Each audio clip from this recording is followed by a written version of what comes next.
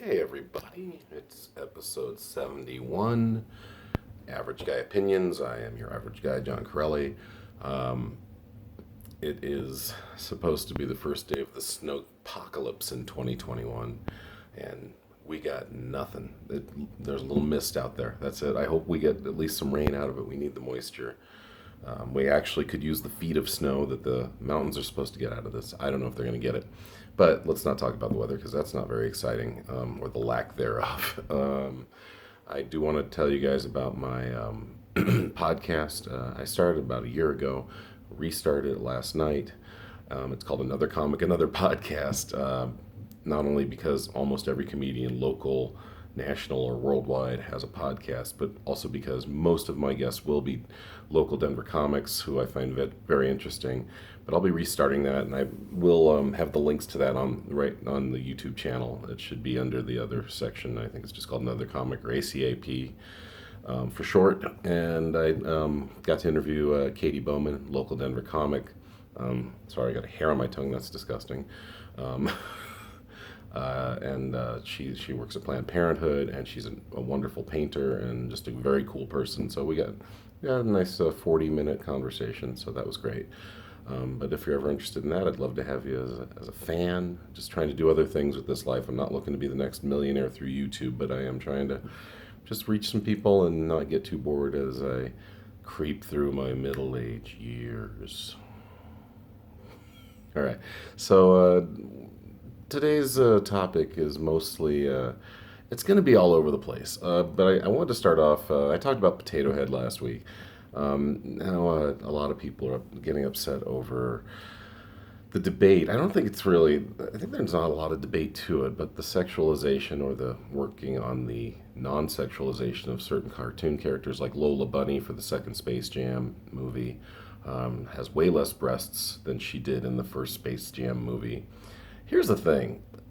This is to me so typically American that a point that I have not seen hit upon, and maybe either I'm very attuned to things of this nature, or maybe I just haven't seen anyone talk about it. But Lola Bunny sexualization is not only in her body. Here's the thing they didn't change at all: her eyes. She has those heavily made up, just I look like a drunk when I try it, but just bedroom eyes that are every bit as sexual as her having big boobs or very small boobs. It, it and it made me think about sexualization in animation, and it's been going on a very long time. It's not hentai. We're not talking porn here. We're talking sexualization and what is sexy, and even just maybe attraction. It doesn't have to be necessarily a roadmap to sex, but I can tell you, I'm still identifying as a straight white man, okay, and because there's a lot of identifications out there, which is fine. My 16-year-old is dealing with some of that. I've mentioned that in the past, but me, I knew early. I knew really early that I liked girls, and as I got older, I liked women. I just found them attractive and hot, and wanted to have sex with them. Not all of them. I mean, I've tried my whole life not to be an animal. I've never sexually assaulted anyone. It's like, because one big thing about attraction is I like them to be attracted to me too. I'm not just gonna go, I'm gonna fuck you. I'm not that guy. I would never want to be that guy. My mama raised me right. But back to the animation and how I knew at a very young age that I was a horny kid. I mean, I couldn't do anything about it because 7-year-olds don't fuck, thankfully. But I remember I was 6 years old. My mom would watch me and this other young girl after school sometimes. Her name was Tammy. I have a picture of her somewhere, which is hilarious. But her mom was a single mom. I think this was right before my mom got divorced from my dad. But we got naked one time under the covers and checked each other out. I mean, just we didn't touch each other, but we were looking at each other's parts because A, we were curious, and B, I think we did know innately that we probably were headed into what would be called a heteronormative lifestyle that these days. So yeah, I remember looking at my first vagina when I was like 6 years old, and then I did again when I was 9 with another girl. So, and I remember getting aroused too. I got hard with the 9-year-old. I totally remember that. Luckily, you can't, like I said, we're not. Kids that age don't know what to do, thankfully, and wouldn't pursue it. I think even if they did, it'd just be too creepy and wrong at that age. And I keep saying I'm going to go back, but here's where I know at an early age, Josie and the Pussycats. Holy shit, it's got pussy in the name, guys. That was some sexy shit. I'm like 7 years old, 8 years old, going, ooh, ooh. I mean, they're hot ladies, and they're representing, kind of a rainbow of, we had a black female, a black pussycat, I believe a redhead pussycat, a blonde pussycat, and they all had very curvy bodies, and they're in these tight leopard skin, um, you know, unitard, not even unitards, like basically not bikinis, but like one piece swimsuit types of things. They got little kitty ears on, and they're dancing. And I gotta say, Josie and the Pussycats, pretty decent jam. But seriously, I knew early. I was like, oh man, that's a hot cartoon. It was long before. This is probably a good 10 years before Who Framed Roger Rabbit came out.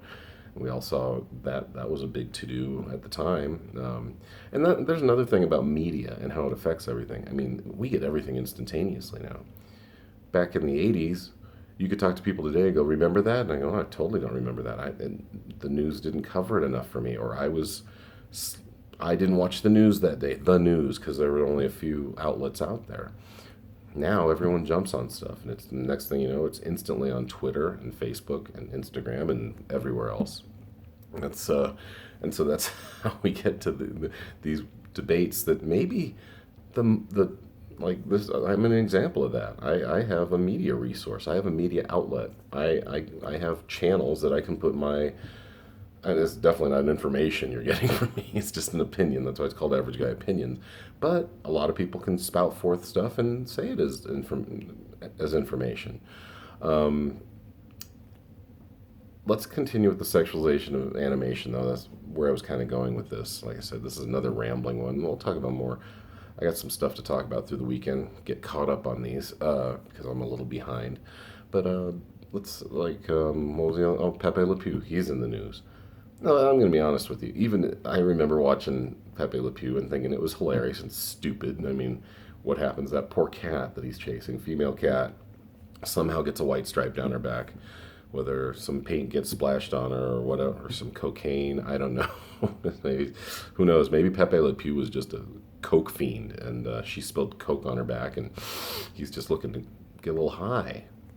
No, you could tell by it. He's a fucking pervert.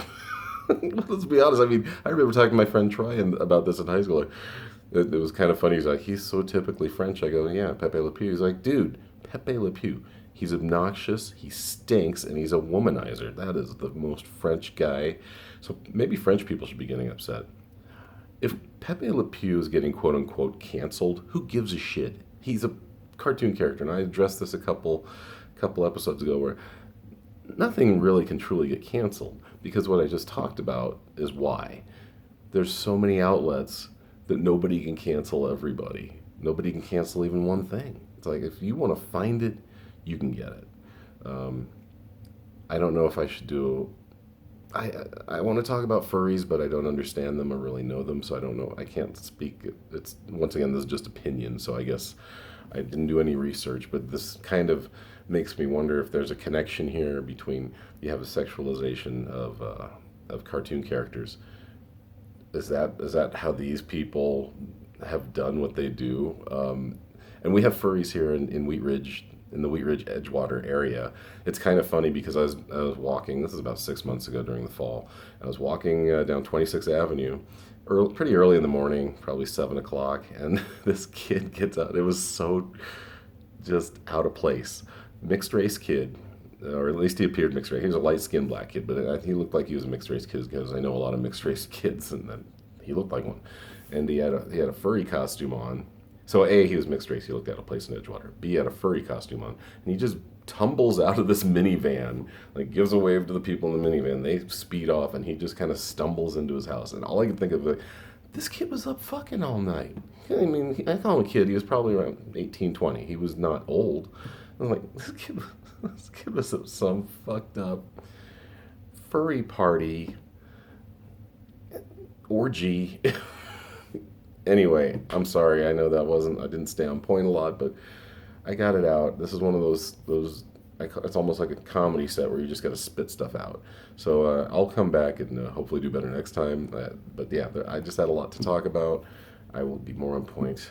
And thank you. I'm sorry at the same time. Talk soon. Bye.